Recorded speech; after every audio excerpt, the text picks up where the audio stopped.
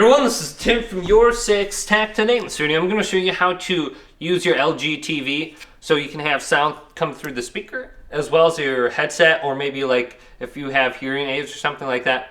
Let's go to settings and then go up to the top. Go to settings here. Then go on down to where it says general, and then go to the right and go to accessibilities. And the option will be right here. It's called enjoy TV sound together. So click this.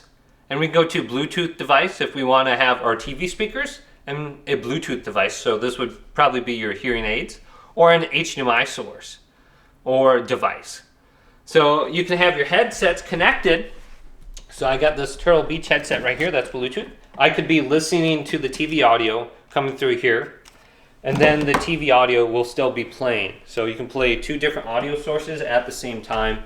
Just select Bluetooth under here, and you should be good to go. Otherwise, you can just go back and read the description.